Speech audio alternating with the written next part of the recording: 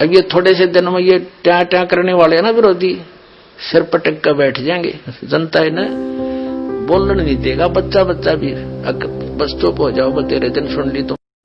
परम पिता परमात्मा पूर्ण ब्रह्म सारी सृष्टि के रचनहार, कुल मालिक कबीर प्रभु, कबीर देव, कबीर परमेश्वर, यथार्थ आध्यात्मिक ज्ञान अर्थात तत्व ज्ञान को स्वयं ही आकर के वो ठीक ठीक बताते हैं। यहाँ के प्रभु, यहाँ के स्वामी ब्रह्म द्वारा, ब्रह्म ज्योति निरंजन काल के द्वारा भ्रमित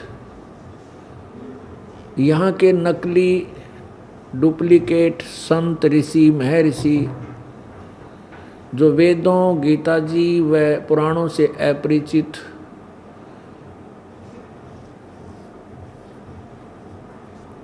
पूरी जनता को, पूरे मानव समाज को शास्त्र विरुद्ध साधना, शास्त्र विरुद्ध ज्ञान, लोक वेद सुना रहे होते हैं। वो परमेश्वर आकर के उस अज्ञान को समाप्त करते हैं, अपना तत्व ज्ञान प्रचार करते हैं। वो पूर्ण परमात्मा सर्वशक्तिमान, सर्वसृष्टि रचनहार स्वयं आते हैं, अपने तत्व ज्ञान को, अपनी प्यारी आत्माओं को, जो श्रेष्ठ आत्माएं होती हैं, अच्छी आत्माएं, पुण्यकर्मी प्राणियों को आकर मिलते हैं, उनको अपने तत्व ज्ञान से परिचित कराते हैं।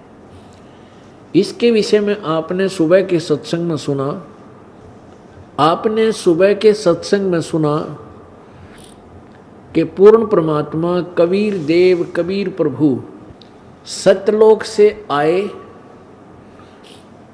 और अपनी श्रेष्ठ आत्मा, पुण्य आत्मा संत गरीबदास जी 10 वर्षीय बच्चे को मिले और फिर उनको अपने सचखंड में लेकर गए। उनकी आत्मा को वापस छोड़ा। जब ऊपर के सारे व्यवस्था को दिखा करके ब्रह्मा का लोक, विष्णु जी का लोक, शिव जी का लोक, ब्रह्मा जी का लोक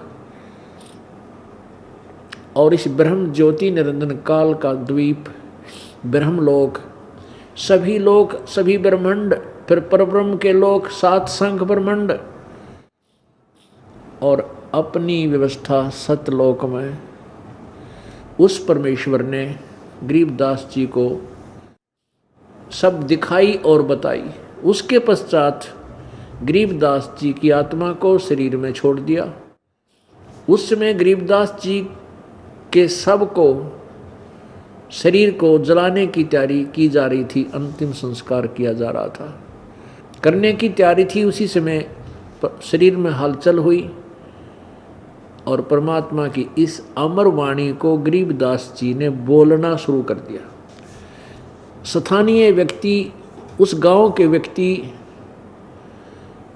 परमेश्वर की वाणी को नहीं समझ सके कि ये गरीबदास बालक क्या बोल रहा है, जिस कारण से गरीबदास जी को बावड़ा कहने लगे, मेंटल, कि ये लड़का तो मेंटल हो गया। लेकिन इकलौता पुत्र और वो भी 12 वर्ष के बाद परमात्मा ने रजा बख्शी थी, तो ये सोचा सभी ग्रामवासियों ने, घर वालों ने, हे परमात्मा शुक्र है तेरा, ये बालक जीवित हो गया।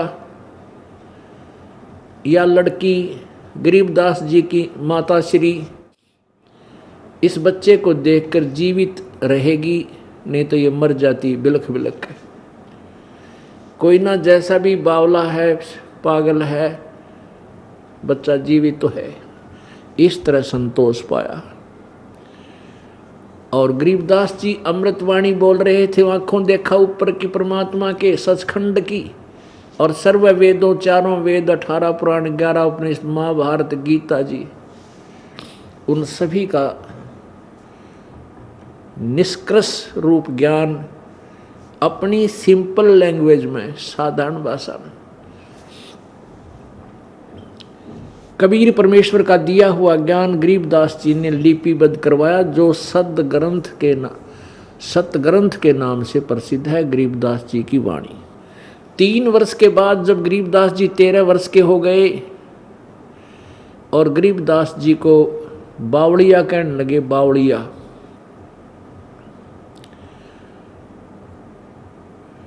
क्योंकि गरीबदास जी यही वाणी बोला करते थे, आनंद लेते थे, प्रभु की महिमा गा गा कर सुनाया करते थे। कहीं बच्चों को इकट्ठा कर लेते थे, कहीं खेत में पालियों को इकट्ठा करके ये वाणी सुनाना शुरू कर देते थे। तो बच्चे भी ये कहने लगे कि ये लड़का तो गरीबू तो बावड़ा हो गया, बावड़ा।